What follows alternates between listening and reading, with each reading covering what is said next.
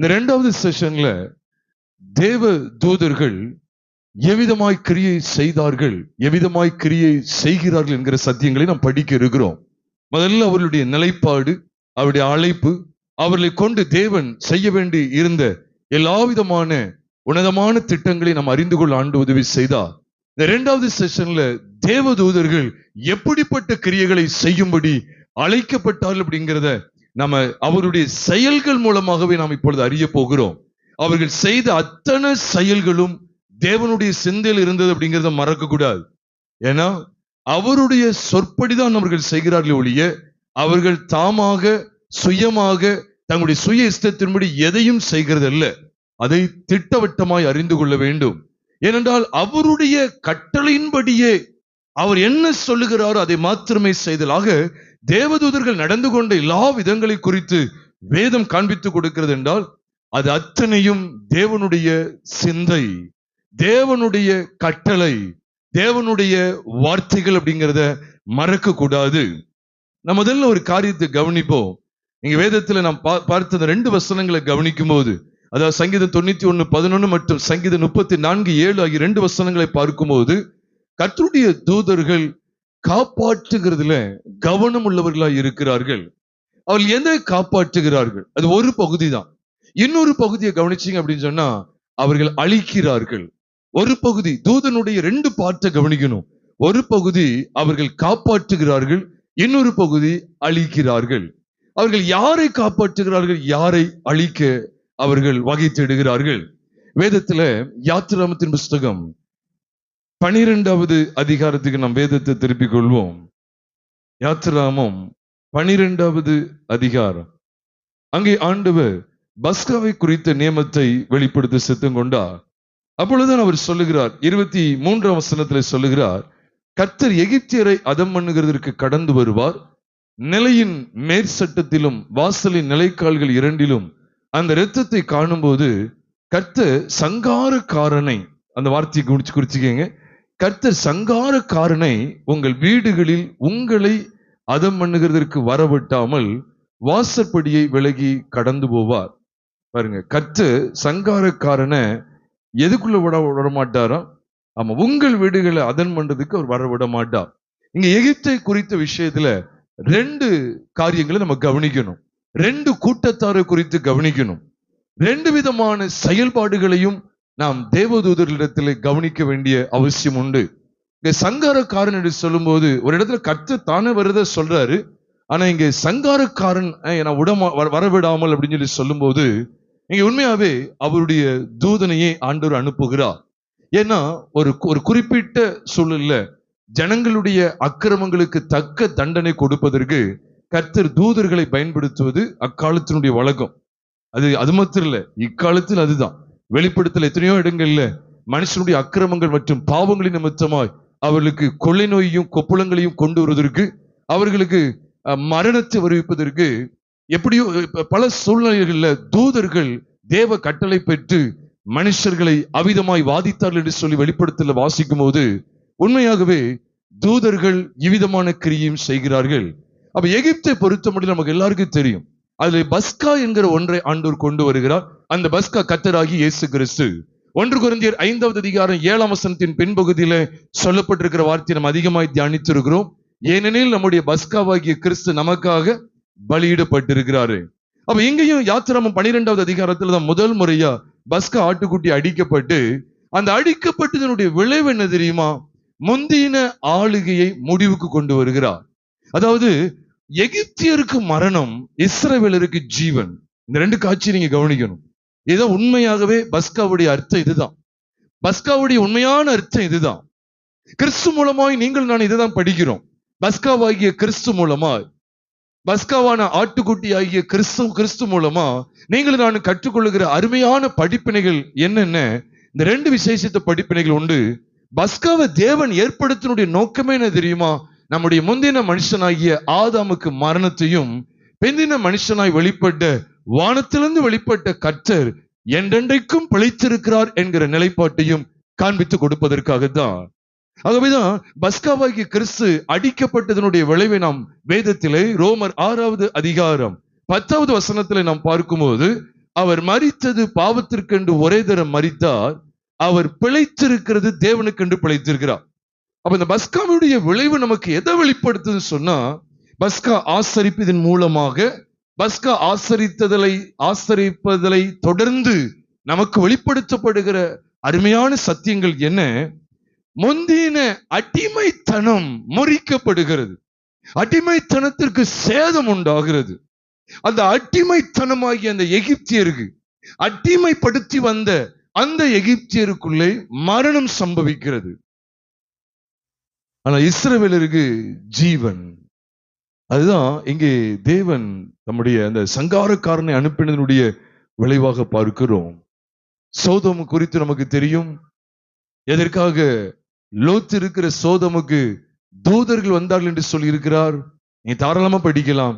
அங்கே ஆதியாகமத்தின் புஸ்தகம் 19வது அதிகாரம் 1 வசனத்தை பார்க்கும்போது, தேவதூதர்கள் எங்கே போகிறார்களாம்?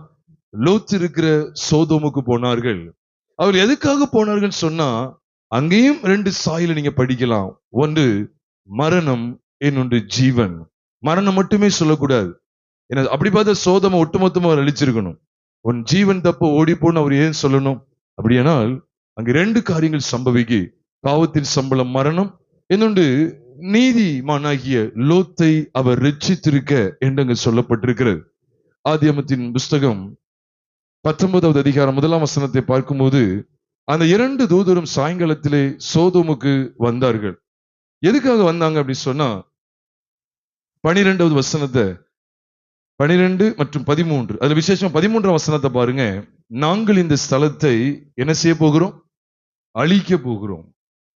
இவர்கள் கூக்குரல் கர்த்தருடைய சமூகத்தில் பெரிதாயிருக்கிறது, இதை அழிக்க கர்த்தர் எங்களை அனுப்பினார் அப்படின்னு சொல்லி அங்க சொல்றாங்க. பாருங்க, அந்த பட்டணத்தை அழிக்க வர்றாங்க. அவர் காப்பாற்றுகிறார். யாரை காப்பாற்றுகிறார்? நீதிமான்களை காப்பாற்றுகிறார்.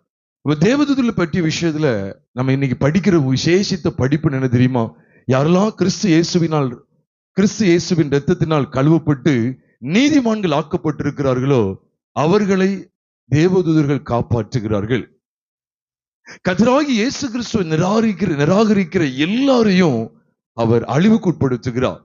அப்ப தேவதூதர்ல வேதம் காண்பித்து கொடுக்கிற இந்த இடத்தை நாம் பார்க்கும்போது, அது பஸ்காவாக இருக்கட்டும், லோத்துவின் காலமாக இருக்கட்டும், இதெல்லாம் கர்த்தராகிய இயேசு கிறிஸ்துவை அறிகிற அறிவுக்காக நமக்கு காண்பிக்கப்பட்டவைகள். ஏன் இதை சொல்றேன் அப்படின்னு சொன்னா, இயேசு கிறிஸ்து தம்முடைய வருகைக்கான அடையாளங்களை குறித்து பேசின நாட்கள்ல இவ்விதமாய் சொன்னார். சோதோம் லோத்துவின் நாட்களில் நடந்தது போல என்ன நடக்குமா? மனுஷகுமாரன் வரும் நாட்களில் நடக்கும் என்று சொன்னார். அப்படியானால் என்ன? புது உடன்படிக்கையின் சபை இருக்கிற காலகட்டத்திலையும் அப்படிப்பட்ட லோத்துவின் நாட்களில் சம்பவித்தவைகள் நடைபெறும் அப்படின்னு சொன்னா, அதனுடைய நாம் படிக்க வேண்டிய வெளியேறப்பட்ட சத்தியம் என்ன? யாரெல்லாம் கிறிஸ்து இயேசுவை பற்றி கொண்டிருக்கிறார்களோ, யாரெல்லாம் கிறிஸ்து இயேசுவை அண்டிக் கொண்டிருக்கிறார்களோ, அவர்கள் நிச்சயமாகவே லோத்துடைய நாட்களில் நடைபெற்ற அந்த அழிவுக்கு, அப்படிப்பட்ட ஒரு அழிவுக்கு தப்புவிக்கப்படுவார்கள். இதுதான் 100% உண்மை. அதைத்தான் அங்கே ஆண்டவர் வெளிப்படுத்துகிறார். லோத்துவின் நாட்களில் நடந்தது போல மனுஷகுமாரனுடைய நாட்களிலும் நடக்கும். அப்படி நாம் படிக்கும்போது இது உண்மையாவே புது உடன்படிக்கையின் காலத்துக்கு, நல்லா கவனிக்கணும், புது உடன்படிக்கையின் காலத்திற்கு ஒப்பனையாக வெளிப்படுத்தப்பட்டவைகள். இல்ல என்ன சந்தேகம் இருக்கு? ஒரு சந்தேகம் கிடையாது. குமாரன் மூலமாய் புது உடன்படிக்கை மத்தியஸ்தராகிய இயேசு கிறிஸ்து மூலமாய் எழுப்பப்பட்ட கிறிஸ்துவின் சரீரமாகிய சபை இருக்கிற காலத்துக்கு லோத்துவின் காலம் ஒப்பிடப்படுகிறது. உண்மைதானே? ஏன்னா ஒரு மனுஷகுமாரன் வரப்போகிறார். புது உடன்படிக்கையின் சபையை அவர் தம்மோடு கூட சேர்த்துக் கொள்ள வரப்போகிறார். அப்படிப்பட்ட காலத்துல லோத்துவின் நாட்கள் நடந்து போல் நடக்கும் சொன்னால், அப்ப இந்த விஷயத்தை எப்படி எடுக்க வேண்டியது இருக்குன்னா, உண்மையிலே தேவதூதர்கள் அனுப்பப்பட்டதனுடைய நோக்கம் என்னன்னா, நீதிமானாகிய லோத்தை அவர் ரட்சித்திருக்கேன்னு சொல்லி அங்க எழுதுகிறார் 2 பேதுரு 2வது அதிகாரத்துல. அதோடு அவருடைய அக்கிரம கிரியைகளை கண்டு அதை கேட்டு நீதி உள்ள தன் இருதயத்தில் வாதிக்கப்பட்டு, அது மாத்திரம் இல்ல, அப்படிப்பட்ட நீதிமானாகிய லோத்தை அவர் ரட்சித்திருக்க அப்படின்னு சொல்லப்பட்டிருக்கு. எப்பவுமே இந்த தேவதூதருடைய நோக்கமே என்ன அப்படின்னா, ஒரு கூட்டத்தை அழிவுக்கு உட்படுத்துவாங்க, இன்னொரு கூட்டத்தை ஜீவனுக்கு உட்படுத்துவாங்க. இதுதான் அந்த பஸ்காவிலையும் வெளிப்படுத்தப்படுது. சங்கார தூதன் நம்ம படிக்கும். சங்கார தூதன்னா அதோட முழுமை அது அந்த அர்த்தம் கிடையாது. சங்கார தூதன் சொன்னா அப்ப எல்லாரையும் அழிச்சிட வேண்டியதானே? நான் உங்க வீடுகள்ல வர விட மாட்டேன்னு சொன்னா, அப்ப சங்காரக்காரன் வந்து இவங்களெல்லாம் வாழ வைப்பாரு, ஆனா மற்றவங்களெல்லாம் அழிச்சிருவார். யாரெல்லாம் தேவ பிள்ளைகளா இருக்காங்களோ, யாரெல்லாம் கர்த்தராகிய இயேசு கிறிஸ்துவின் பலியை, கர்த்தராகிய இயேசு கிறிஸ்துவாகிய பஸ்காவை பற்றி கொண்டு இருக்கிறாங்களோ, அவர்கள் எல்லாரையும் வாழ வைப்பாரு, மற்ற எல்லாத்தையும் அழிவுக்கு உட்படுத்துவார். சொன்னா இது புது உடன்படிக்கையின் சபைக்கு முன்னிலை வெளிப்படுத்தப்பட்டவைகள். புது உடன்படிக்கை சபை எதுல தெரியுமா தொங்கிட்டு இருக்கு, எதுல தெரியுமா தொங்கிட்டு இருக்கோ, நிலைச்சிருக்கோ, எதுலதான் நம்ம நிக்கிறோம் அப்படின்னு சொன்னா, பஸ்காவாகிய ஆட்டுக்குட்டியானவரை பற்றுகிற விசுவாசத்தினாலே, கர்த்தராகிய இயேசு கிறிஸ்துவின் இரத்தத்தினால் கழுவப்பட்ட நிச்சயத்தோடு புது உடன்படிக்கையின் சபை நிலை கொண்டிருக்கிறது.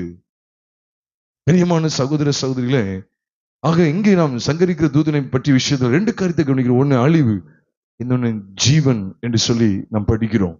இதைத்தான் நாம் பரிசுத்த வேதாகமத்துல கடைசி காலத்துல நடக்க போகிற காரியத்தை நாம் 3ஆவது செஷன்ல உங்களோடு பகிர்ந்து கொள்வேன். கடைசி காலத்தில் உள்ள காரியங்கள் எல்லாம் 3ஆவது செஷன்ல பகிர்ந்து கொள்வேன். ஆனால் இப்ப சுருக்கமா சொல்லுகிறேன். அதாவது மத்தேயு 3வது அதிகாரம் 11, 12 ஆகிய வசனங்களை நாம் பார்க்கும்போது, தூற்றுக்கூடை அவர் கையில் இருக்கிறது என்று சொல்லப்பட்டிருக்கிறது. அவர் தமது களத்தை நன்றாய் விலக்கி தமது கோதுமையை தமது களஞ்சியத்தில் சேர்ப்பார், அவியாத பதரையோ அவியாத அக்கினியால் சுட்டெரிப்பார் என்று சொல்லுகிறார். இது எந்த சமயத்துல யாரை கொண்டு அவர் செய்கிறார் சொல்லும்போது, தம்முடைய சேனைகளாகிய தூத கூட்டத்தை கொண்டு அவர் செய்கிறார். நீ மத்தேயு 3வது அதிகாரம் தாராளமா படிக்கலாம். அப்ப அவங்க என்ன செய்யறாங்கன்னா, அவங்களுக்கு ரெண்டு நோக்கம் தான். ஒரு கூட்டத்தை சேர்க்கணும், ஒரு கூட்டத்தை அழிக்கணும். பாருங்க, மத்தேயு 3வது அதிகாரம் அதுல 12வது வசனம் மற்றும் 12ஆம் வசனத்தை நீங்க பாருங்க. 11 மற்றும் 12ல அங்கே ரெண்டு விஷயங்களை அங்க கொண்டு வர்றார். ஒரு கூட்டத்தை தம்மோடு சேர்த்துக் கொள்றார், ஒரு கூட்டத்தை என்ன செய்யறாருன்னா அவர் நிராகரிக்கிறார். இதே காட்சியை தான் நம்ம மத்தேயு 13வது அதிகாரத்தில் சொல்லப்பட்டிருக்கு. தேவதூதர்கள் வந்து அழகா போட்டிருக்கு 49வது வசனத்துல இருந்து படிக்கும்போது, இப்படியே உலகத்தின் முடிவிலே நடக்கும். தேவதூதர்கள் புறப்பட்டு நீதிமான்களின் நடுவிலிருந்து பொல்லாதவர்களை பிரித்து அவர்களை அக்கினி சூளையிலே போடுவார்கள், அங்கே அழுகையும் பற்கடிப்பும் உண்டாயிருக்கும் என்றார். அப்போ ஒரு கூட்டத்துக்கு ஜீவன், இன்னொரு கூட்டத்துக்கு அழிவு. அப்ப இந்த தேவதூதர்களை பற்றிய விஷயத்துல நமக்கு தேவன் காண்பிக்கிற அருமையான படிப்பு என்ன, இவர்கள் எதற்காக கொண்டு வர்றன்னு சொல்லும்போது, லோத்தையும் குடும்பத்தையும் விடுவிக்கணும், மற்ற எல்லா பாவிகளையும் அவர்கள் சங்கரிக்க வேண்டும். அதனால தேவதூதன் தோன்றினா வந்தா பேசினா அப்படி சொல்லப்பட்டிருக்கிறதெல்லாம் எதை வைத்துதான் நம்ம நம்ப வேண்டியது இருக்கு அப்படின்னு சொன்னா, கர்த்தராகிய இயேசு கிறிஸ்துவை பற்றுகிற விசுவாசத்தில் உள்ளவர்களை அவன் வாழும்படிக்கு விட்டுட்டு போறான்.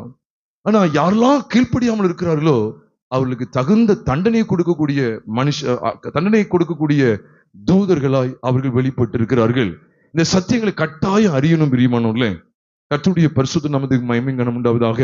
அதனாலதான் அசிரியர் ராஜா சனகரிப் அவனும் எசேக்கியா நாட்கள்ல யூத ஜனத்துக்கு விரோதமா பேசும்போது பாருங்க, ஒரே ஒரு தூதனை தான் கர்த்தர் அனுப்பினா, அந்த தூதன் வந்து 185,000 பேரை ஒரே நாள் ராத்திரி சங்காரம் பண்ணிட்டு போயிட்டார்.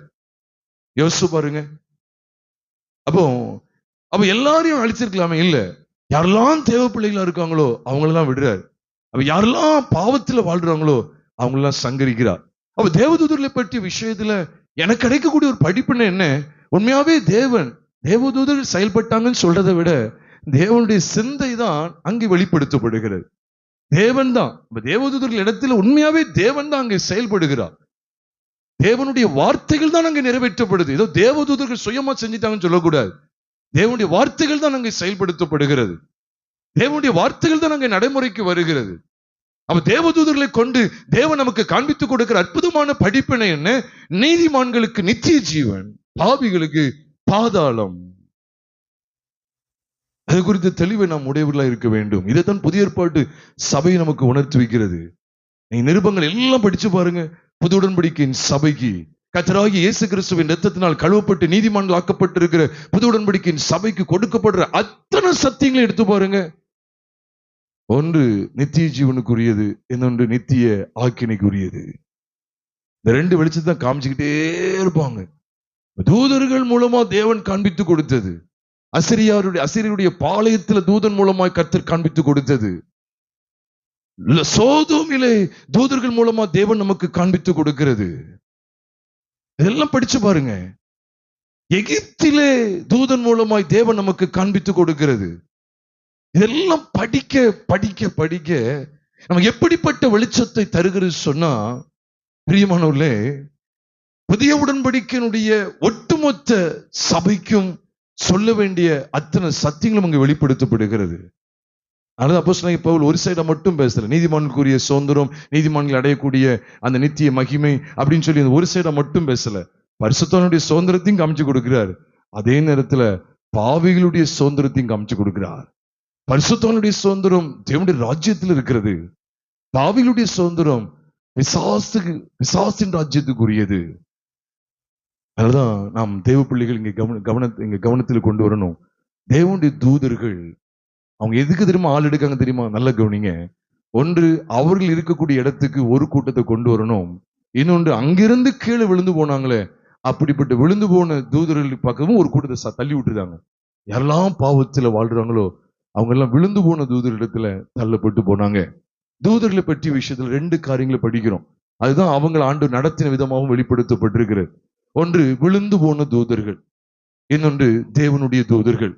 விழுந்து போன தூதர்களை குறித்து யூதாவின் புஸ்தகம் 6வது வசனத்துல நீங்க பார்த்தாலும் சரி, அல்லது 2 பேதுருவின் புஸ்தகத்துல நீங்க படிக்க நேரிட்டாலும் சரி, 2 பேதுரு 2வது அதிகாரத்துல படிக்க நேரிட்டாலும் சரி, அங்கேயும் சொல்லப்பட்டிருக்கு, பாவம் செய்த தூதர்களை தேவன் தப்ப விடாமல், தங்கள் ஆதி மேன்மையை காத்து கொள்ளாமல், தங்களுடைய மேன்மையை விட்டுவிட்ட, தங்களுடைய வாசஸ்தலத்தை விட்டுவிட்ட தூதர்களை அவர் நித்திய சங்கிலிகளினாலே கட்டி ஆக்கினைக்கென்று வைத்திருக்கிறார் என்கிற சத்தியத்தை நீங்கள் நானும் படிக்கிறோம்.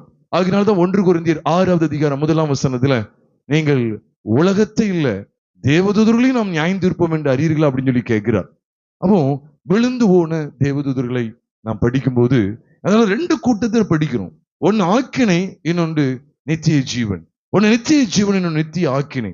நீங்க தூதர்களை பற்றிய விஷயத்தை எடுத்துக்கங்களேன், தூதர்களுடைய நிலைமையை நீ எடுத்துக்கிட்டாலும் சரி, அங்கேயும் 2 படிப்பினை இருக்கு, 2 சாயல் இருக்கு. தூதர்கள் நடந்து கொண்ட விதத்தை நம்ம படிக்கும் போதும் சரி, அங்கேயும் 2 சாயல் இருக்கு. அப்போ ஆண்டவர் எதை திரும்ப திரும்ப வலியுறுத்துறார் அப்படின்னு சொன்னா, நித்திய ஜீவனா நித்திய ஆக்கினையா? அப்போஸ்தலனாகிய பவுல் மூலமா வெளிப்படுத்தப்பட்ட சத்தியங்களும் அவைகள் தான். புது உடன்படிக்கை சபைக்கு தெரியப்படுத்தப்பட்ட அத்தனை சத்தியங்களும் எடுத்து பாருங்க, 2 சாயல் வெளிப்படுத்து. ஒண்ணு நித்திய ஜீவன், நித்திய ஆக்கினை. ஒன்று தேவன் அல்லது பிசாசு, ஒன்று வெளிச்சம் அல்லது இருள், ஒன்று அக்கிரமம், இன்னொன்று பரிசுத்தம். இந்த 2 தான், நீதி அல்லது அநீதி. இதான் 2 கொரிந்தியர் புஸ்தகம் 6வது அதிகாரத்தை சொல்ற, இருளுக்கும் ஒளிக்கும் ஐக்கியம் ஏது? பேலியாளுக்கும் கிறிஸ்துவுக்கு இசைவு ஏது? நீதிக்கும் அநீதிக்கும் சம்பந்தம் இது? இதெல்லாம் குறித்து பேசுகிறார். 2 வேற வேற. அப்ப தேவதூதர்கள் மூலமாவும் ஆண்டு நமக்கு ஒரு படிப்பினை கொடுக்காது. என்னன்னா, இது எதுக்கு நேரம் கொண்டு போகுது? சோதோமிலே செயல்பட்ட தூதர்களாக இருக்கட்டும், எகிப்திலே செயல்பட்ட தூதனாக இருக்கட்டும், அசிரியருடைய பாளையத்தில் செயல்பட்ட தூதனாக இருக்கட்டும், இந்த தூதர்கள் மூலமா நமக்கு கொடுக்கப்படுற படிப்பினை என்ன? பாவத்தின் விஷத்தை நீதிக்கு பிழைத்திரு. அத்தனை பாவிகளையும், ஆதாமின் சாயலுக்கு உட்பட்ட அத்தனை பேரையும் மரணத்துக்கு உட்படுத்துறாங்க. தேவனை விசுவாசத்தினால் பற்றி கொண்ட அத்தனை பேரையும் ஜீவனுக்கு உட்படுத்தி நிற்கிறாங்க. அப்படிப்பட்ட செயல்களை தூதர்கள் மூலமாய் நீங்களும் நானும் பார்க்கும்போது நமக்கு எவ்வளவு பெரிய படிப்பினை தேவன் தருகிறார். ஒட்டுமொத்த புது உடன்படிக்கையின் சபைக்குரிய சத்தியங்களும் அவருடைய செயல்பாட்டிலே வெளிப்படுத்தப்பட்டிருக்கிறது. கவனத்தில் கொள்ளணும் பிரியமானவர்களே. அது மாத்திரம் இல்ல, சகரியா புஸ்தகத்துக்கு வரும்போது, சகரியா 1 அதிகாரம், 2வது அதிகாரம், 3, 4, 5, 6 அதிகாரங்கள்லையும் தூதனை குறித்த சத்தியங்கள் சொல்லப்பட்டிருக்கு. நல்ல கவனிச்சுக்கங்க. 1 அதிகாரம் சகரியா புஸ்தகத்துல 1 அதிகாரம், 2வது அதிகாரம், 3வது அதிகாரம், 4, 5, 6. இந்த 6 எதை பற்றியதுன்னு ரத்தின சுருக்கமா சொல்றேன். 6 எதை பற்றியதுன்னா அதனுடைய மகிமையான வெளிப்பாடு. நம்ம ஆரம்பத்துல தியானிச்சிருக்கிறோம். சகரியா கண்ட தரிசனங்கள் சொல்லி பைபிள் சொல்லி என்ன செஞ்சிருக்கோம்? அதிகமா தியானிச்சிருக்கிறோம். அது இன்னைக்கு இந்த தூதனை குறித்த விஷயங்களை படிக்கும்போது 1 அதிகாரத்தின் தூதன் வர்றாரு, 2வது அதிகாரம், 3வது அதிகாரம், 4, 5, 6, இந்த 6 அதிகாரங்கள், கிட்டத்தட்ட இந்த 6 அதிகாரங்களையும் சகரியாவோடு தூதன் இடைப்பட்ட இந்த செயல்பாட்டை எல்லாம் படிக்க படிக்க படிக்க நமக்கு எப்படிப்பட்ட ஒரு வெளிச்சத்தை வேதம் நமக்கு காட்டி கொடுக்கிறது. எப்படிப்பட்ட வெளிச்சத்தை காட்டி கொடுக்கிறது? சிறைபிடிப்பு குறித்து முதல்ல பேசுறாரு. யூதாவை எருசலேமை மேற்கொண்ட கொம்புகளை குறித்து தூதன் காமிச்சு கொடுக்கிறார். அப்படின்னு என்ன தெரியுமா? பாபிலோனுக்கு அவங்க சிறைப்பட்டு போனாங்க, பாபிலோன் அவர்களை ஜெயித்தது. ஆனா அதே பாபிலோனை இவங்க மேற்கொண்டு என்ன செய்றாங்க? அதுல இருந்து வெளியே வந்தாங்க, விடுதலை அடைந்து வந்த விதத்தையும், அதை தொடர்ந்து புது உடன்படிக்கையின் சபைக்கு ஒப்பனையாய் இருக்கக்கூடிய, புது உடன்படிக்கையின் சபைக்கு முன் அடையாளமா இருக்கக்கூடிய ஆலயத்தை, பிந்தின ஆலயம் என்று சொல்லி அந்த ஆலயத்தை கட்டி எழுப்புகிற சத்தியங்கள் எல்லாம் வெளிப்படுத்தப்படுகிறது இந்த 6 அதிகாரங்களுக்குள்ளே. எல்லாம் படிக்கும்போது தேவதூதனை ஆண்டவர் வெளிப்படுத்தின விஷயங்கள் எல்லாம் எப்படிப்பட்ட சத்தியங்களை காண்பித்து கொடுப்பதற்கு தெரியுமா? சிலுவையில் அறையப்பட்ட கிறிஸ்து மூலமாய் தரமுள்ள புது உடன்படிக்கையின் சபை எழுப்பப்பட வேண்டும்.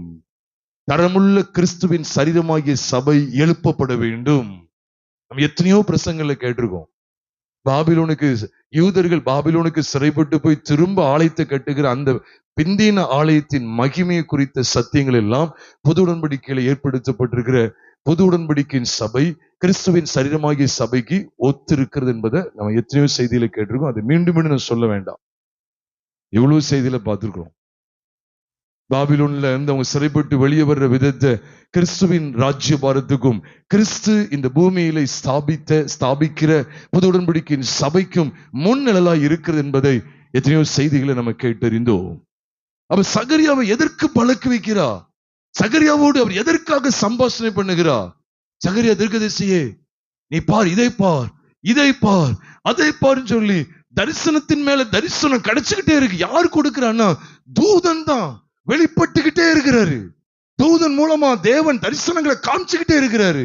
அப்ப தூதனை தேவன் ஒரு ஊழியக்காரன் அனுப்புறாரு அப்படின்னு சொன்னா சகரியாவுடைய பாக்கிட்ட நிரப்புறது கிடையாது, ஏதான் விளங்குறதே கிடையாது. கால சபைகள் கொடிய வஞ்சகத்திலே மாட்டிக்கொண்டிருக்கிறது, அது விளங்கி கொள்றதே கிடையாது.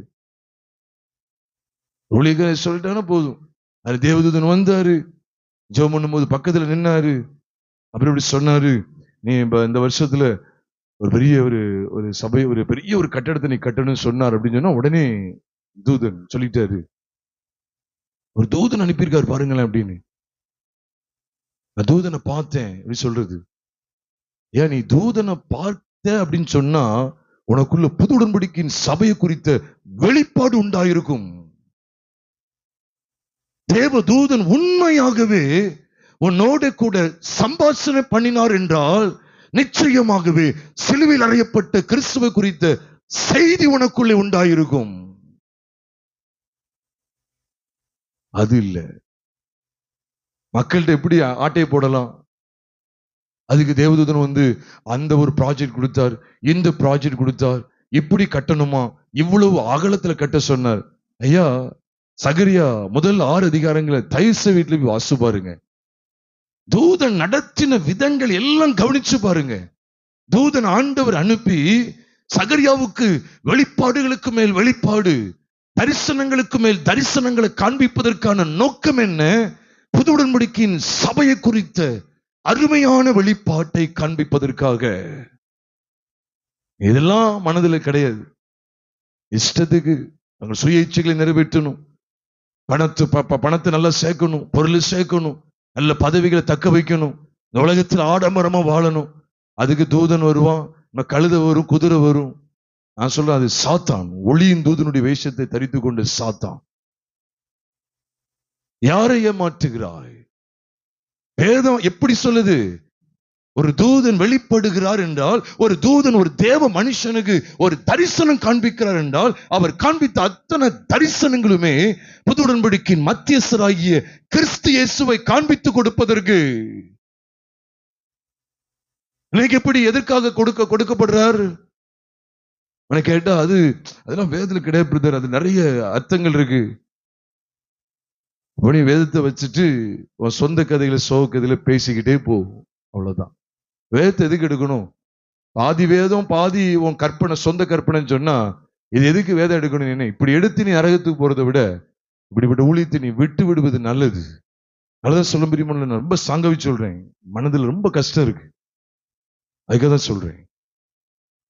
அநேகர் வேதத்துக்கு துரோகம் செஞ்சுட்டு இருக்காங்க. ஒருவேளை நீங்க நினைக்கலாம், எதுக்கு எடுத்தாலும் சிலுவை பற்றிய உபதேசம், எதுக்கு எடுத்தாலும் சிலுவையில் அறியப்பட்ட கிறிஸ்து, நம்மள புதுசா கதை கட்டுறோம், நம்மள ஏதாவது கற்பனையில ஜோடிக்கிறோமா? இதை எடுத்து அங்க போட்டு அதை எடுத்து இங்க வச்சு இது ரெண்டு இன்ச்சு அங்க கொண்டு போட்டு ஏதோ ஒண்ணு ஜோடிக்கிறதுக்கு நம்ம சுய கற்பனையில தோன்றினவைகள் அல்ல. சகரியா தீர்க்கதரிசிக்கு தேவன் தம்முடைய தூதன் மூலமாய் குமாரனாகிய இயேசு கிறிஸ்துவை குறித்து, அவருடைய மரணத்து குறித்து, அவருடைய உயிர்த்தெழுதல் குறித்து, அதை தொடர்ந்து எழுப்பப்படக்கூடிய புது உடன்படிக்கையின் மகிமையான சபையை குறித்த அத்தனை வெளிப்பாடுகளையும் தரிசனங்கள் மூலம் வெளிப்படுத்த சித்தம் கொண்டா. நாம் உணர்கிறோமா? யோசித்து பாருங்கள் பிரியமானவர்களே. அதனாலதான் இயேசுவினுடைய வார்த்தைகளை கேட்டு சோர்ந்து போன எலியாவை கூட ஆண்டவர் உயிர்ப்பிக்கிறதற்கு நம்முடைய தூதனை எப்படி அனுப்புறாரு தெரியுமா? ஒன்று ராஜாக்களின் புஸ்தகம் 19வது அதிகாரம் 5 மற்றும் 7 ஆகிய 2 வசனங்களை வாசிச்சு பாருங்க. 2 முறையும் கர்த்தருடைய தூதன் அவனை எழுப்புகிறார். எதுக்கு எழுப்புகிறார் தெரியுமா? முதல்ல எழுப்பி ஆகாரம் கொடுக்கிறாரு. அதுக்கடுத்து எழுப்பும்போது சொல்றாரு, நீ பண்ண வேண்டிய தூரம் வெகு தூரம் சொல்றாரு. என்னெந்த தூரம்? இவனுடைய உற்சாகமூட்டுதல், இந்த தேவதூதன் உற்சாகமூட்டுறது எதுக்காக அப்படின்னு கேட்டா, கிறிஸ்துவின் மரணம் மற்றும் உயிர்த்தெழுதலின் சாயலை பிரதிபலிப்பதற்கு முன் அடையாளமாய் அல்லது முன் நிழலாய் காண்பிக்கப்பட்ட முச்செடி இருந்த இடமாகிய ஓரேபுக்கு கொண்டு வருவதற்குதான். எதுக்கு இந்த போஜனம்? வானத்திலிருந்து இந்த போஜனத்தை கொடுத்து விடுறாரு. கர்த்தருடைய தூதன் கொண்டு வந்து எலியாவை தட்டி எழுப்பி அவருக்கு இந்த போஜனத்தை கொடுக்கிறாரு, அவருக்கு இந்த பானத்தை கொடுக்கிறாரு. எதுக்காக? இவ்வளவு பிரயாசத்தை தேவதூதன் எடுத்ததை பார்க்கிறோம். நீ ஓரேபுக்கு போக வேண்டும். இந்த போஜன பலத்தை கொண்டு நீ ஓரேபுக்கு போக வேண்டும். ஓரேபுங்கிறது சாதாரணது கிடையாது. ஓரேபுங்கிறது கர்த்தருடைய பர்வதம், தேவ பர்வதம் என்று வேதத்தில் எழுதப்பட்டிருக்கு. யாத்திராமத்தின் புஸ்தகம் 3வது அதிகாரம் 1 வசனத்துல போட்டிருக்கு, ஓரேபு என்கிற தேவ பர்வதம் மட்டும் அவன் வந்தானோ. அங்கேதான் எது எரிஞ்சுக்கிட்டு இருக்கு? முச்செடி எரியுது. முச்செடி எரியுது எந்த சாயல் தெரியுமா? முச்செடி எரியுதுல 2 சாயல் இருக்கு. அது எரிகிறது, ஆனா வெந்து போகல. இதான் மரணத்தின் சாயலும் உயிர்த்தெழுதலின் சாயல். நான் கற்பனையில கோட்டை கட்டல, எல்லா வசன ஆதாரத்தோடு சொல்றேன். மார்க் 12வது அதிகாரம் 26ஆம் வசனம் சொல்லுகிறது, மரித்தோர் எழுந்திருப்பதை பற்றி நான் ஆபிரகாமின் தேவனும் ஈசாக்கின் தேவனும் யாக்கோபின் தேவனுமாய் இருக்கிறேன் என்று தேவன் முச்செடியை குறித்து சொல்லிய இடத்தில் மோசேக்கு அவனுடைய ஆகமத்தில் சொன்னதை நீங்கள் வாசிக்கவில்லை என்று கேட்கிறார். எதை குறித்து சொல்லிய இடத்தில்? முச்செடி. அந்த ஓரை மலையை கவனிங்க. பொதுவா ஆண்டவர் இஸ்ரவேலோடு பண்ணின முதல் உடன்படிக்கை எங்க தெரியுமா? ஓரேபுலதான். ஓரேபுலதான் உடன்படிக்கை அவர் ஏற்படுத்தினா, வேற இடத்துல இல்ல. ஓரேபுலதான் உடன்படிக்கை ஏற்படுத்தினா. நம்ம கூட ஜனவரி மாதம் 1ஆம் தேதியில கூட அந்த சத்தியத்தை தியானித்தோம். ஓரேபிலே தேவன் இஸ்ரவேலரோடு உடன்படிக்கை பண்ணினார். அவர் கிறிஸ்துவ எப்படி உடன்படிக்கை பண்றது தெரியுமா? நம்முடைய இரத்தத்தை வைத்து அவர் பாத்திரத்தையும் கொடுத்து, இது என் இரத்தத்தினால் ஆகிய புது உடன்படிக்கையா இருக்கிறது, என்னை நினைவு கூறும்படி இதை செய்யுங்கன்னு சொன்னா. அப்போ என்ன அர்த்தம்? இரத்தத்தை கொடுத்து அவர் உடன்படிக்கை ஏற்படுத்தினார். இரத்தத்தை வைத்து உடன்படிக்கை ஏற்படுத்தினார். இது ஓரேபு குறிக்கு, கிறிஸ்துவின் மரணத்தை குறிக்கு. அதான் பரிசுத்தனுடைய மரணம் மற்றும் உயிர்த்தெழுதலை தீர்மானிக்கு. கிறிஸ்துவுக்குள்ள மரித்து கிறிஸ்துவோடு கூட எழுந்திருக்கிற அந்த மரித்தோரின் உயிர்த்தெழுதலை பற்றிய செய்தியானது முச்செடியை பற்றியது. ஓரேபில் உள்ள முச்செடியை குறித்து பேசுகிறார். சதுசேயர் கேட்ட கேள்விக்கு அங்க பதில சொல்லுகிறது தான் மார்க் 12வது அதிகாரம் 26ல படிக்கிறோம். தொடர்ந்து அவர் சொல்லிக்கிட்டு இருக்கிறாரு. அது எதை பற்றிய சத்தியம்? ஓரேபில் உள்ள முச்செடியை எரிந்து கொண்டிருந்தது. அந்த எரிந்து கொண்டிருக்கிற முச்செடியை குறித்த சத்தியம் எதுவென்றா, குமாரனுடைய மரணம் மற்றும் உயிர்த்தெழுதலின் சாயல். இந்த சாயலை பற்றுகிற விசுவாசத்துல வாழ்ந்து மரித்த பரிசுத்தவான்கள் அவரோடு கூட எழுந்திருப்பார்கள் அப்படிங்கிற, அவரோடு கூட எடுத்துக்கொள்ளப்படுவார்கள் என்கிற அருமையான சத்தியத்தை வெளிப்படுத்துவதற்காக தேவன் இந்த ஓரேபை நமக்கு காண்பித்துக் கொடுக்கிறார். பிரியமானவர்களே, தேவதூதனுடைய இப்படிப்பட்ட நடக்கை, தேவதூதன் எதுக்காக வந்தாரு? அதை காலையில் சொன்னேன். 4 இட்லி 5 இட்லி வச்சிருக்கேன், 1 இட்லி தூக்கிட்டாரு. பார்த்தா இன்னும் இட்லி காங்கிலன்னு பார்த்திருக்காரு. இங்கிட்டு பார்த்தா அவர் எடுத்து சாப்பிட்டு இருக்கிறான். அவன் பரலோகத்துல இட்லி அவிக்க கொஞ்சம் லேட் ஆயிடுச்சு, அதனால இவர் கீழே வந்து இட்லி வாங்க வேண்டிய அவசியம் ஏற்பட்டுட்டு போல. எவ்வளவு ஒரு முட்டாள்தனமான பேச்சு! அங்கிருந்து ஆகாரம் வருது. எதுக்கு? உடனே இதை வச்சு நிறைய பேருக்கு நிறைய வெளிப்பாடு கிடைக்கும். பாத்தீங்களா, அந்த ஆகாரம் வருது, இன்னும் நீ ஓட வேண்டிய தூரம் அதிகம் அப்படின்னா என்ன அர்த்தம்? இந்த செட்டு போட்டது மட்டும் இல்ல, பெரிய கட்டெடுத்து எழுப்பணும், போக வேண்டிய தூரம் பெருசுன்னு. உனக்கு அப்படி வெளிப்பாடு கிடைக்கும். ஆனா எங்களுக்கு கிடைக்கிற வெளிப்பாடு என்ன தெரியுமா? ஓரேபுக்கு போறதுக்கு அவனுக்கு பலன் கிடைச்சது. இன்னைக்கு தேவதூதன் இடைப்பட்டுறான் அப்படின்னு சொன்னா நீங்களான்னு சொல்லணும், கிறிஸ்துவின் மரணம் மற்றும் உயிர்த்தெழுதலின் சாயலுக்குள்ளே நான் நடந்து போவதற்கு, அதற்குள்ளே நடத்தப்படுவதற்கு எனக்கு ஆகாரம் கொண்டு வரப்படுகிறது. விருதாவா தூதன் அனுப்பல. தூதன் அனுப்பினதனுடைய நோக்கம் என்ன? எலியா பண்ண வேண்டிய தூரம் வெகு தூரம், அவன் பண்ண வேண்டிய பிரயாணம் வெகு தூரம். அதனாலதான் அங்கிருந்து போஜனம் வருது. போஜனம் மட்டுமல்ல, தூதனுடைய சம்பாஷணையும் எலியாவுக்கு கிடைக்கி. இந்த சம்பாஷணையும் போஜனமும் மேலந்து வந்து நீ எழுந்துருன்னு சொல்லி இவனை தட்டி எழுப்பின அந்த தூதனுடைய காரியத்தை எல்லாம் படிக்க சோர்ந்து போன இந்த தேவ மனுஷனை ஓரேபுக்குள்ளே கொண்டு போக வேண்டும். புது உடன்படிக்கையின் சபையின் சாரத்துக்குள்ளே கொண்டு போக வேண்டும். புது உடன்படிக்கையின் சபைக்குரிய மகா மேன்மையான வெளிச்சத்துக்குள்ளே கொண்டு போக வேண்டும். கிறிஸ்துவோடு கூட மரித்தேன், கிறிஸ்துடனே கூட சிலுவையில் அறியப்பட்டேன், ஆயினும் பிழைத்திருக்கிறேன் என்கிற இப்படிப்பட்ட ஓரேபுக்குள்ளே எலியா நடத்தப்பட வேண்டும். சோர்ந்திருக்கிற சபையே. ஒரு சகோதரி இப்படிதான் சொன்னாங்க, நம்ம வீட்டுல அப்படி நாங்க ஒரு இடத்துல ஷூட்டிங் இருந்துச்சு, அப்படி உள்ளது அப்படி சொல்றேன், கொஞ்சம் வார்த்தை வித்தியாசம் இருக்கலாம், அவங்க சொன்ன கான்செப்ட் இதுதான், அவங்க சொன்ன ஈவெண்ட் தான். அப்ப நாங்க ரெக்கார்டிங் நடந்துட்டு இருக்கு, நாங்க கர்த்தரை ஆராதிச்சுட்டு இருக்கோம், கணவன் மனைவி எல்லாம் ஆராதிச்சுட்டு இருக்கோம். பார்த்தா பக்கத்துல ஒரு பெரிய ஒரு இரைச்சல் சத்தம் கேக்கு. ரெக்கார்டிங் முடிஞ்சதுக்கு அப்புறம் தான், அதுக்கப்புறம் நாங்க போட்டு பார்க்கோம், பக்கத்துல நிறைய பேர் சேர்ந்து கர்த்தரை ஆராதிச்சு அப்படி இருக்கும். அப்படி சத்தம் கேட்டுச்சு. அப்புறம் தான் ஆண்டவர் சொன்னாரு, இப்ப நீங்க ஆராதிக்கும் போது பக்கத்துல என்னுடைய தூத சேனையை நான் கொண்டு வந்து உங்களோடு சேர்ந்து என்னை ஆராதிக்கிறதுக்கு வச்சேன். ஏன்னா பாவம் அங்க கொஞ்சம் இடம் நெருக்கடி ஆயிட்டு போல, பரலோகத்துல நிறைய தூதல் வந்ததுனால நெருக்கடி வந்திருக்கும் போல, அதனால கொஞ்சம் பூமியில கொஞ்சம் இடம், ஷூட்டிங் எடுக்கிற இடத்துல இடம் கொடுக்க வச்சுட்டாரு போல. எவ்வளவு வேடிக்கையா இருக்கு பாத்தீங்களா? என்கிட்ட டைரக்டா சொன்னாங்க, அதான் சொல்றேன், டைரக்டா அப்படியே ஒரு மாதிரி சத்தம் கேட்டுச்சு. நல்ல சத்தம் கேட்கும், எனக்கும் ஒரு சத்தம் கேட்கு அப்படின்னு நான் சொல்லுவேன். இப்படி பொய் பேசிக்கிட்டு அலைகிறவங்களை கர்த்தர் நரகத்துல போடுவார்னு சொல்லி எனக்கு ஒரு தூதன் சொன்னா தைரியமா சொல்லலாம். நம்ம தூதர்கள் அப்படித்தான் அதைத்தானே வந்து அறிவிச்சாங்க. விசுவாசியாத எல்லாரையும் தேவனை சார்ந்திராம சொந்த கற்பனைகளை நம்பி சொந்த கதைகளை பொய்யாய் அடித்து விட்டு இப்படி பணங்காசு சம்பாதிக்கிற ஊழியக்காரங்கள் எல்லாரையும் கர்த்தர் நரகத்துல போடுவார்னு சொல்லி ஒரு தூதன் வந்து சொன்னார்னு சொல்லணும் போல. நிலைமையை பார்த்தீங்களா? உண்மையிலேயே சொல்றேன் பிரியமானவர்களே, சோர்ந்து போன ஒரு மனுஷன் எதை வாஞ்சித்தான் தெரியுமா? மரணத்தை வாஞ்சித்தான்.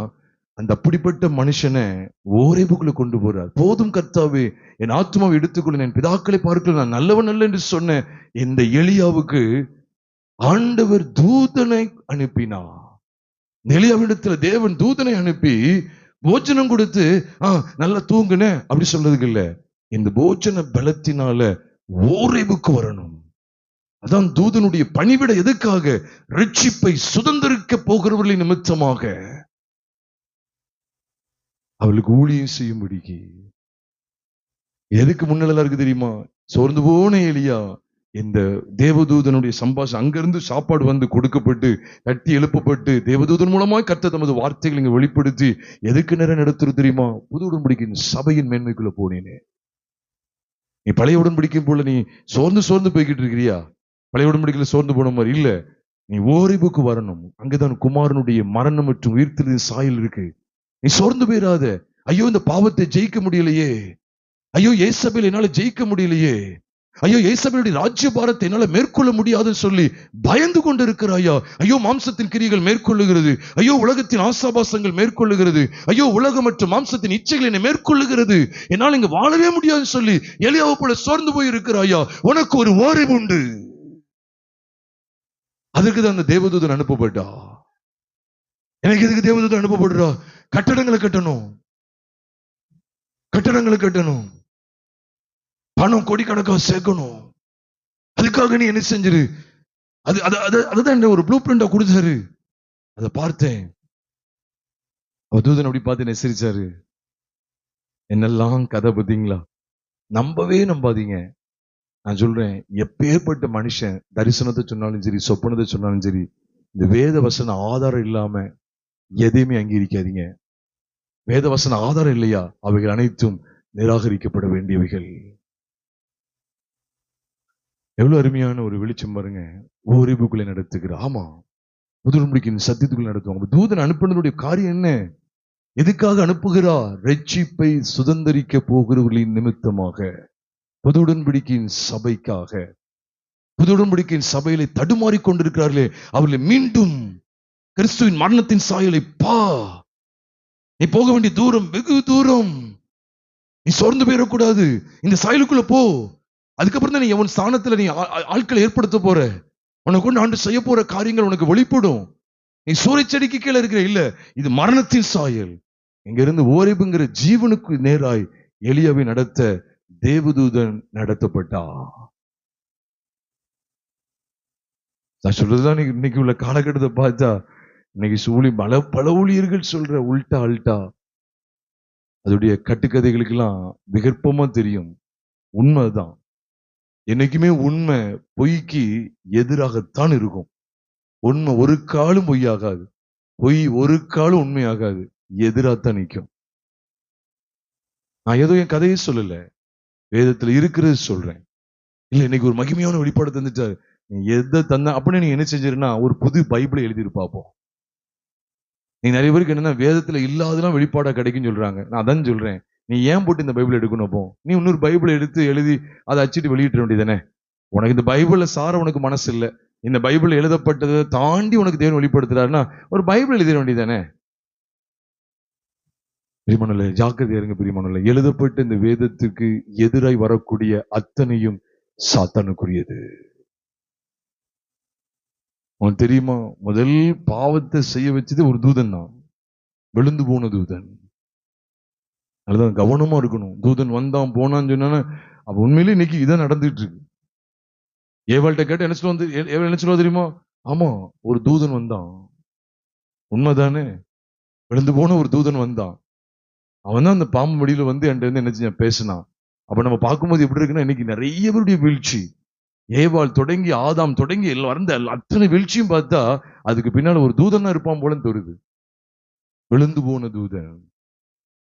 தேவனுடைய தூதனை குறித்து அன்னைக்கு தியானிக்கிறோம். விழுந்து போன தூதன் இல்ல, தேவ தூதனுடைய சுபாவம் என்ன, தேவ தூதனுடைய பணிவிடைகள் என்ன, தேவ தூதர்கள் எதற்காக ஏற்படுத்தப்பட்டார்கள், தேவதூதர்கள் யாருக்கென்று சிருஷ்டிக்கப்பட்டார்கள், தேவதூதர்கள் எதற்காக மனுஷனிடத்தில் சம்பாஷணை பண்ணினார்கள்?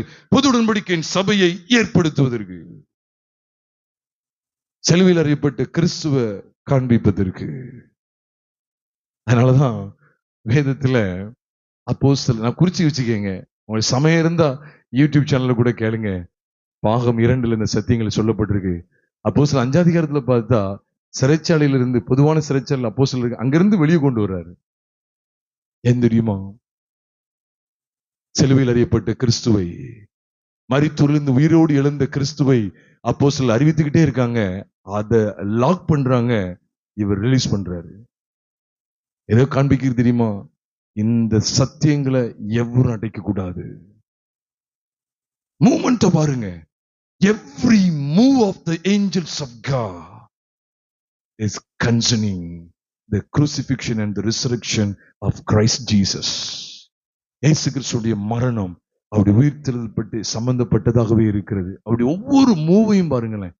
நீங்க அப்போஸ்தலர் நடவடிக்கைகள் பார்த்தாலே, அப்போஸ்தலர் நடவடிக்கைகள் பொதுவாக சொல்லுவாங்க ஆக்ட்ஸ் சொல்லுவாங்க, the acts of the apostles அப்படின்னு சொல்லுவாங்க. இல்ல, acts of the Holy Spirit, பரிசுத்த ஆவியானுடைய நடவடிக்கைகள் தான் சொல்லுவாங்க. அப்போஸ்தலருடைய நடவடிக்கைகள் சொல்றதை விட பொதுவா வேத பண்டிதர் என்ன சொல்லுவாங்கன்னா ஆவியானுடைய நடவடிக்கைகள் சொல்லுவாங்க. ஆவியானவர் அவ்வளவா நடத்தினார். அப்ப தேவன் தம்முடைய தூதனை கூட எதுக்கு அனுப்பினார்னா, எப்பா கிறிஸ்துவின் சுவிசேஷத்தை அறிவிக்கக்கூடியவங்க இங்க கட்டப்பட்டு இருக்காங்க. இப்ப ரட்சிப்பை சுதந்திரிக்க போகிற நிமித்தமாக ஊழியம் செய்யறதுக்கு இப்ப தேவதூதன் எங்க போகணும்? சத்தமா சொல்லுங்க, சிறைச்சாலைக்குள்ள போகணும். ரட்சிப்பை சுதந்திரிக்க போகிற நிமித்தமாக ஊழியம் செய்யும்படிக்கு பணிவிடை ஆவியாக தேவதூதன் எங்க போகணும்? சிறைச்சாலைக்குள்ள போகணும். இங்க ரிலீஸ் பண்ணாதான் அங்க நிறைய பேர் ரிலீஸ் பண்ண முடியும். அப்ப இதுக்காக தேவதூதன் பிரயாசப்படுறார் தெரியுமா? கிறிஸ்துவின் மரணத்தின் சாயலை ஜனங்கள் அனுபவிக்கணும். அதுக்கு தடை வருதா? உடனே தூதன் அனுப்பப்படுகிறான். அதை கிளியர் பண்றாங்க. எதுக்கு? கிறிஸ்துவின் மரணத்தின் சாயலை பற்றுகிற விசுவாசத்துல எல்லா ஜனங்களுக்குள்ளும் இப்படிப்பட்ட விசுவாசம் வர வேண்டும். பழைய மனுஷனாகிய ஆதாம் மரித்து விட்டான். கிறிஸ்துவின் உயிர்த்தெழுதலின் சத்தியத்தின் மூலமா இனி பழைய மனுஷன் இல்லை, இனி நான் அல்ல, கிறிஸ்துவ எனக்குள் பிழைத்திருக்கிறாங்கிற கிறிஸ்துவின் சாயல் வெளிப்படுத்தப்படணும். இந்த சுவிசேஷம் எங்கேயாவது நிறுத்தப்படுது அப்படின்னா அவர் விட மாட்டார். அதுக்குதான் தூதர்கள் அருமையா அதிரடி நடவடிக்கை எடுக்காங்க.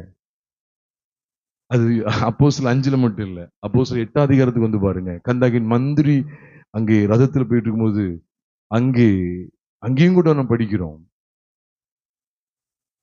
ஆவியானவரால் வழி நடத்தப்படுகிற ஒரு அற்புதமான காட்சி. தேவனுடைய சிந்தை எல்லாம் இதுதான். ரட்சிப்புகளை நடத்தணும்.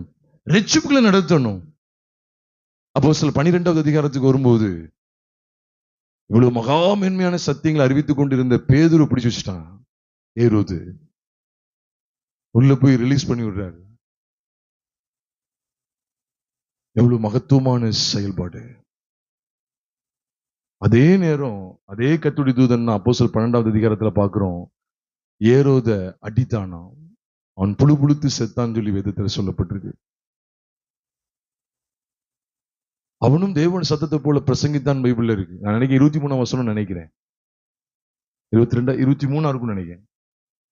ஆனா அவன் அடிச்சது 23 வசனத்துல இருக்கு. அப்போஸ்தலர் 12:23 அவன் அடித்தான், அவன் புழு புழுத்து செத்தானா. ஏன்? அங்க ரட்சிப்பின் செய்தி இல்ல. அதான் தேவதூதனுடைய நடக்கையில கொஞ்சம் நடவடிக்கைகளை பார்த்துட்டே வாங்க. எங்க கிறிஸ்து வெளிப்படுத்தப்படலையோ, சிலுவையில் அறியப்பட்ட கிறிஸ்து எந்த பிரசங்கத்துல காண்பிக்கப்படலையோ அல்லது எந்த பிரசங்கிக்குள்ளே காணப்படவில்லையோ, கட்டாயம் அங்க தேவதூதன் எதிரடையாக செயல்படுவா. தேவதூதனுடைய நோக்கம் என்ன தெரியுமா?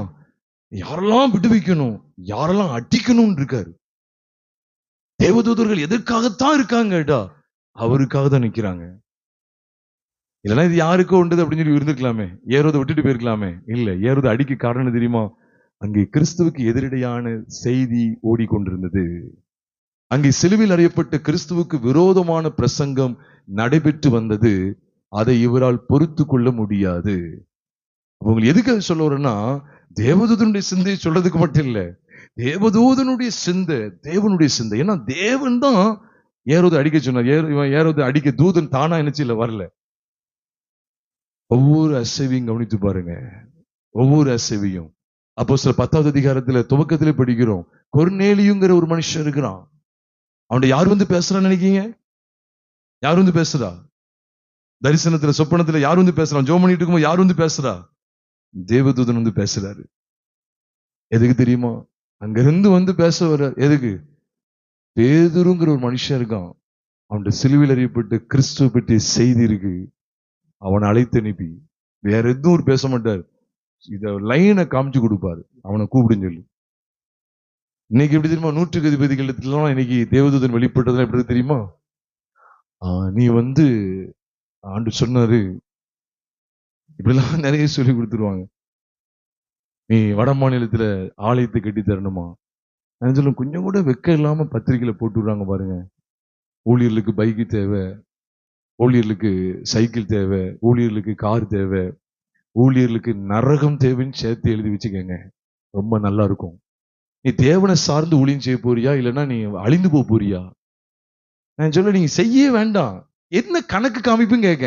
இந்த வருஷத்துல 150 சர்ச்சை வட மாநிலத்தை கட்டி வேண்டாம் ஐயா. இப்படி மனுஷனை சார்ந்து கோடீஸ்வரங்களுக்கு ஐஸ்வர்யவான்களுக்கு ஐஸ் வச்சு நீ இப்படி ஒரு ஊழியம் செய்ய வேண்டாம். தேவன் அங்கீகரிக்கவே மாட்டான். கணக்கு அமைக்கணுமா?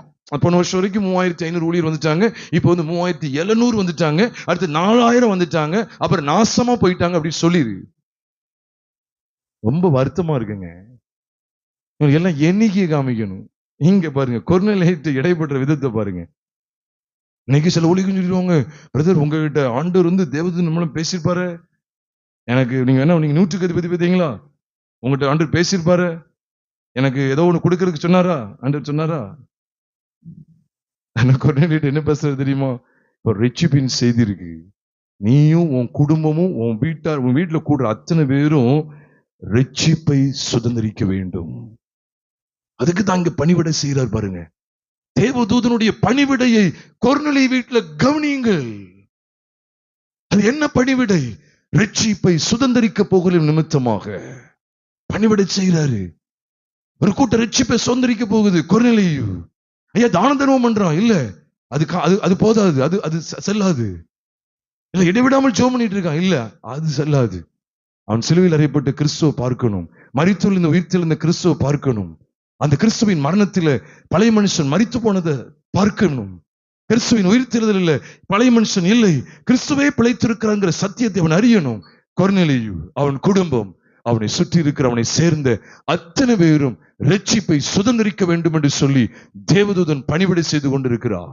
இதைத்தான் அங்கு கொர்நேலியு வெளிப்படுத்துகிறதையும், அது மட்டுமல்ல அப்போஸ்தலர் 11வது அதிகாரத்துல கொர்நேலியு வீட்டுல கொர்நேலியுவிடத்தில் தேவதூதன் இடைப்பட்டதையும் பேதுரு அவனோடு உள்ள மற்ற யூதரிடத்தில் பேசுகிறதையும் நாம் பார்க்க முடியும். காரணம் என்ன? ரட்சிப்பை சுதந்திரிக்கணும். தேவதூதனுடைய செயல்பாட்டை கவனிங்க. அது மட்டுமல்ல, அதே அப்போஸ்தலர் 27வது அதிகாரத்துக்கு வரும்போது அங்கேயும் தேவதூதன் வந்து நிற்கிறார், பவுல்கிட்ட வந்து நிற்கிறார், தடப்படுத்துறாரு. இப்படி தேவதூதன் வெளிப்பட்ட இந்த சம்பவங்கள் எல்லாம் பார்க்கும்போது ரட்சிப்பை சுதந்திரிக்க போகிற நிமித்தமாக பணிவிடை செய்துகிட்டே இருந்தாங்க. எங்கேயாவது தூதன் உலக பிரகாரமான காரியங்களை பேசினாரா? ரட்சிப்பை சுதந்திரிக்கிறார். அதனாலதான் தாவீது ஒரு இடத்துல பாவம் செஞ்சிட்டாரு. மக்களை என்ன சொல்லிட்டார், என்ன சொல்லக்கூடாது, என்ன சொல்லிட்டார் எல்லாருக்கும் தெரியும். 1 நாளாகமத்தின் புத்தகம் 21வது அதிகாரத்தை வாசிச்சு பாருங்க. என்ன சொல்லிட்டார்? அது நிமித்தமா எத்தனாயிரம் பேர்? 70,000 பேர் செத்துட்டாங்க அந்த கர்த்தர் வாதித்ததுனால. 14ஆம் வசனத்துல இருக்கு. 1 நாளாகமம் 21வது அதிகாரம் 14வது வசனத்தை நீங்க வாசித்தீங்கன்னா அந்த கொள்ளை நோயில 70,000 பேர் செத்தாங்கன்னு இருக்கு. ஆனா அதை தொடர்ந்து கர்த்தர் தூதனை போதும் கையை நிறுத்துன்னு சொல்லியிருந்தாரு. ஆனா 18ஆம் வசனத்துல என்ன சொல்லி கொடுத்தாரு தெரியுமா? தூதன் காத்துங்கிற தீர்க்கதரிசிக்கு பேசி காத்து தாவீதிடத்தில் என்ன சொன்னார் தெரியுமா? நீ ஒரு நாளின் களத்துக்கு போய் அங்கே கர்த்தருக்கு பலிபீடம் கட்ட வேண்டும் என்று தாவீதுக்கு சொல் என்று பாருங்க. தாவீதுக்கு சொல் என்று காத்துக்கு யார் கட்டளையிட்டான்னு போட்டிருக்கு. 18ஆம் வசனத்தை பார்த்துட்டு சொல்லுங்க. 1 நாளாகமம் 21:18 உன்னிப்பா கவனிங்க. யாருக்கு கட்டளையிட்டான் இருக்கு? காத்துக்கு யார் கட்டளையிட்டான்? கர்த்தருடைய தூதன் கட்டளையிட்டான். தாவீது ஒரு கொடிய இடுக்கண்ல அகப்பட்டிருக்கான். நல்ல கவனிங்க, இது ரொம்ப முக்கியம். பாவமும் பாவத்தினாலே மரணமும் அங்க நடந்துட்டு, பாவத்தின் சம்பளம் மரணங்கிறது அங்க திட்டவட்டமாகி அகப்பட்டு விட்டது. தாவீது அந்த சமயத்துல ஒரு கொடிய இடுக்கண்ல அகப்பட்டு கொண்டிருக்கிறா. இப்படிப்பட்ட சமயத்துலதான் தாவீதுக்கு என்ன தேவை? சத்தமா சொல்லுங்க, யார் சொல்றன்னு பார்ப்போம். தாவீதுக்கு என்ன தேவை? பலிபீடம் தேவை, சிலுவை தேவை, அதுல பலிகளை செலுத்துகிறது தேவை. அந்த பலிபீடமும் பலிகளும் புதிய ஏற்பாட்டுல யாரை குறிக்கி? கர்த்தராகிய இயேசு கிறிஸ்து குறிக்கி. அப்ப தூதனை எதுக்கு தேவன் அனுப்பினாரு? இப்ப சிலுவை உனக்கு தேவை, சிலுவை பற்றி உபதேசம் உனக்கு தேவை. அந்த காலத்தில் வெளிப்படுத்தப்பட்ட பலிபீடங்கள் எல்லாம் கர்த்தராகிய இயேசு கிறிஸ்துவின் சிலுவைக்கு ஒப்பனையாக வெளிப்படுத்தப்பட்டவைகள். அக்காலத்தில் செலுத்தப்பட்டு வந்த அத்தனை பலிகளும் கர்த்தராகிய இயேசு கிறிஸ்துவாகிய ஒரே பலிக்கு அடையாளம். அதனாலதான் அன்னைக்கு தாவீது எதுக்கு நேரம் நடத்துறாருன்னா, இப்ப பாவம் வந்துட்டு அதனால பாவத்தின் சம்பளமாகிய மரண தண்டனையும் ஏற்பட்டு விட்டது. தூதன் வந்து நிப்பாட்டி தான் வச்சிருக்கிறாரு. பட்டயத்தை உரையில போடல. எங்க உரையில போடுறாரு? 26ஆம் வசனத்தை தான் உரையிலே போடுறார். 26ல தான் அவங்க உரையிலேயே உள்ள போட சொல்றாரு கர்த்தர். அப்ப அது வரைக்கும் நீட்டப்பட்டு இருக்கு. என்ன? பாவமும் அதற்கான தண்டனையும் அந்த சமுதாயத்துல இருக்கிறது. இவ தூதன் மூலமாய் சொல்லப்படுகிற செய்தி என்ன? தூதனை எதற்காக கர்த்தர் பயன்படுத்தினார்? பிரியமானவர்களை நன்றாக கவனியுங்கள். தூதனை கர்த்தர் எதற்காக பயன்படுத்தினார்? தாவீதும் மற்ற ஜனங்களும் அழிந்து போகக்கூடாது. லோத்து பற்றிய விஷயத்துலதான் அவர்கள் இந்த பாவத்தில் சிக்கி மடிந்து விடக்கூடாது. தூதர்கள் மட்டும் அன்னைக்கு வந்து இந்த செய்தியை சொல்லலன்னா கட்டாயமா லோத்தோட குடும்பம் செத்து போயிருப்பாங்களா மாட்டாங்களா? கட்டாயம். அதனால தூதர் காப்பாத்திட்டாங்கன்னு சொல்லல. தூதர் எதற்கு நேரம் நடத்துறாங்கிறத இப்ப படிக்கிறோம். தூதர்கள் எதற்கு நேராக எந்த செய்தியை ஜனங்களுக்கு கொண்டு வந்தாங்க? தாவீதுக்கு என்ன செய்தியை சொல்லும்படிக்கு காத் என்கிற தீர்க்கதரிசிக்கு கர்த்தருடைய தூதன் எப்படிப்பட்ட செய்தியை சொன்னான்? சாகக்கூடாது, நீ வாழ்ந்திருக்கணும்னு சொன்னான். பலிபீடமாகி சிலுவைக்கு வா. கிறிஸ்து உனக்காக பலியானா. தேவதூதன் வந்தான் போனான்னு சொன்ன நானும் நம்பவே மாட்டேன். யாரும் என்ன சொல்ல மாட்டேன். நம்ம ஐக்கியத்தில் நம்ம சபையில யாராவது தேவதூதனை பார்த்தேன்னு சொன்னா கூட அப்படியா அப்படின்னு கேட்டுக்கிடுவேன். ஆனா இப்படி சொன்னா நம்புவேன். கண்டிப்பா நம்ப வாய்ப்பு இருக்கு. 190% மேல வாய்ப்பு இருக்கு. எதை சொன்னா தெரியுமா? தூதன் அப்படியே தேவன் வந்து நான் ஜெபம் பண்ணிட்டு இருக்கும்போது ஒரு தூதன் அப்படியே அனுப்பினேன். அப்படி தரிசனத்துல பார்த்தேன். அந்த தூதன் அப்படியே வந்து சொல்லி, உன்ட்டு சில பாவங்கள் இருக்கு, இதை நீ கல்வாரி சிலுவையில கிறிஸ்து சிந்தின ரத்தத்தினால நீ கழுவப்படும் ஒப்பு கொடுக்குன்னு சொன்னார். இன்னும் நீ பழைய மனுஷன்லயே வாழ்ந்துட்டு இருக்கிறத எனக்கு ஆண்டவர் சொல்லிவிட சொன்னார். நீ புதிய மனுஷனின் சாயலை தரித்துக் கொள்ளணும்னு சொல்லி ஆண்டவர் உன்னை சிலுவை பற்றி உபதேசத்துக்குள்ள போகணும்னு சொல்லி என்னை அனுப்பி விட்டார் அப்படின்னு சொன்னாருன்னா 198% வரைக்கும் நம்பலாம். அந்த 2% ஏன் விட்டுருக்கேன்னா, என்னை உங்க கற்பனையில கூட சொல்லிடக்கூடாதுங்கிறதுக்காக சொல்றேன். இவனுள்ளே தூதன் எதற்காக வெளிப்பட்டார்? என்ன பேசினார்? என்ன சம்பாஷணை? எதற்காக மனுஷனோடு இடைப்பட்டார்? எல்லாத்தையும் பாருங்களேன். சிலுவையில் அறியப்பட்ட கிறிஸ்துவை காண வேண்டும். கிறிஸ்துவோடு கூட நம்முடைய பழைய மனுஷனுடைய மரணத்தை நீங்களும் நானும் காண வேண்டும். அந்த உன்னதமான நோக்கத்திற்காக தேவதூதர்கள் பயன்படுத்தப்பட்டார்கள். ப்ராஜெக்ட் கிடையாது, மறந்துடாதீங்க. 250 கோடி ப்ராஜெக்ட், 300 கோடி ப்ராஜெக்ட், ஸ்க்ரோல் வந்துச்சு. அவர் ரெக்கை அடிச்சுட்டு அப்படி வந்தான். அந்த ரெக்கை அப்படியே என் மேல அப்படியே பட்ட உடனே அப்படியே இது வரைக்கும் ஏசியில இல்லாத ஒரு அனுபவம் எனக்கு இருந்துச்சு அப்படின்னு சொல்றதெல்லாம் நம்பாதீங்க பிரியமானவர்களே. அவங்க ஏசி காத்து கொண்டு வருவதற்கு அவங்க வர்றது கிடையாது. இயேசுவை காமிச்சு கொடுக்கறது தான் அவங்க வந்தாங்க. ஏசியை காமிச்சு கொடுக்கறதுக்கு இல்ல. அப்படியே செட்டைகள் அடிச்சவங்க பாருங்க. அந்த வெண்மை நிறச்ச நீங்க அதுக்கு மார்க் போடுறதுக்கே அவங்க வரல. அப்படிங்க வந்தாங்க. அங்க தாவீதும் அவனுடைய ஜனமும் அழிந்து போக கூடாது. காத்துக்கிட்ட ஒரு செய்தி அனுப்பி விடுறாரு. யாரு? தூதன்ட்ட ஒரு செய்தி அனுப்பி விடுறாரு. காத்துட்டு சொல்லு. அது மூலமா அங்க ஒரு செய்தி வருது. காத்து நினைச்சிருப்பாரு, இந்த தேவதூதன் மட்டும் இந்த செய்தியை சொல்லலன்னா எல்லாம் சேர்ந்து அழிஞ்சு போயிருப்போம். தேவதூதன் வந்து நல்லதா போச்சு. அங்கிருந்து தூது கொண்டு வந்துட்டாரு. தூது கொண்டு வர்றாரு. என்ன தூது? சிலுவைக்கு போ, பலிபீடத்துக்கு போ, புது உடன்படிக்கையின் சபையின் மேன்மைக்குள்ளே போ, என்னுடைய ஒட்டுமொத்த அக்கிரமங்களையும் நிவர்த்தி செய்தாரு அந்த கல்வாரிக்கு போ. என்னுடைய ஒட்டுமொத்த பாவத்தன்மை கொண்ட பழைய மனுஷனாகிய ஆதாமை கல்வாரி சிலுவையிலும் அவருடைய அடக்கத்திலும் சிதைத்து போட்டாரு. அந்த உன்னதமான இடத்துக்கு போ. போனோன்னு பாருங்க, காரியம் மாறுதல முடிகிறது. இவ்விதமாய் வேதத்தை நாம் படிக்கிறோமா? சகரியாவுக்கு காண்பிக்கப்பட்ட வெளிப்பாடுகள், தாவீதுக்கு காண்பிக்கப்பட்டவைகள், எலியாவுக்கு காண்பிக்கப்பட்டது எல்லாம் நாம் படிக்க அப்புறம் இஸ்ரவேல் ஜனங்களுக்கு காண்பிக்கப்பட்டது எல்லாம் படிக்க எவ்வளவு மகத்துவமான சத்தியங்கள். அது மாத்திரம் இல்ல, அப்போஸ்தலர் நடபடிகள்ல தூதன் வெளிப்பட்ட எல்லா இடங்களையும் பார்க்க எவ்வளவு அருமையான சத்தியங்களை தேவன் நமக்கு கற்றுக் கொடுக்கிறா. எவ்வளவு அருமையான சத்தியங்களை கற்றுக் கொடுக்கிறா. தேவதூதர்கள் எதற்காக இவ்வளவு பிரயாசம் எடுத்தாங்க? எத்தனையோ கோடி மைல்கள் தூரத்திலிருந்து இங்க வர்றதுக்கு என்ன நோக்கம்? அந்த நோக்கத்தை எல்லாம் கவனிச்சா ஒரே நோக்கம்தான், புது உடன்படிக்கையின் சபை வளர வேண்டும், சிலுவையில் அறியப்பட்ட கிறிஸ்து பிரசங்கிக்கப்பட வேண்டும். கிறிஸ்து மூலமாய் கிறிஸ்து சபைக்கு தலையாக கொடுக்கப்பட்டிருக்கிறார். அப்படிப்பட்ட கிறிஸ்துவின் சரீரமாகிய சபை, புது உடன்படிக்கையின் சபை வளர்ச்சி அடைய வேண்டும். அது தேங்கி நின்றக்கூடாது. இவைகளை காண்பித்து கொடுக்கதான் தேவதூதன் வந்தா. தேவனுடைய பணிகளை நீங்கள் கவனிக்கிறீங்களா? நான் சொல்றது எல்லாம் வசன ஆதாரங்கள். ஊழியக்காரங்க ஏதோ தாக்கி பேச நினைச்சுறாங்க பிரியமானவர்களே. நிறைய பேருக்கு இது பிடிக்காது. நம்மளே சொல்லல, வெளியில நிறைய பேருக்கு பிடிக்காது. இப்படி எல்லாம் தாக்குறீங்க அப்படின்னு சொல்லி. எவ்வளவு வேதனையா இருக்கு தெரியுமா? வேதத்துக்கு இவ்வளவு துரோகம் செய்றாங்க. அவங்கள நம்ம விட்டுக்கிட்டு அவங்களுக்கு காணிக்கை அனுப்பிக்கிட்டு எத்தனை கூட்டம் தெரியுமா வஞ்சிக்கிறாங்க. கோயம்புத்தூர்ல ஒரு இடம் இருக்கு, அங்க ஃபுல்லா தேவதூதர்களை நிப்பாட்டி வச்சிருக்காங்க. பாரு, என்னையும் பாரு, என் பட்டயத்தையும் பாருன்னு சொல்லி நிப்பாட்டி வச்சிருக்காங்க. எதுக்கு? நல்ல சில்லறை கிடைக்கும். பெதஸ்தாவுல ஒரு தேவதூதன் இருக்கிறான், இந்த குளத்துல ஒரு தூதன் இருக்கிறான். எனக்கு நிறைய சில்லறையை போட்டு போவாங்க. எவ்வளவு மோசமான இடத்துக்குள்ள போயிட்டாங்க பாருங்க. தேவதூதன் அப்படி நீ பேசிட்டாலே அங்கு சிலுவையில் அறியப்பட்ட கிறிஸ்து கொண்டு வரப்பட வேண்டும்.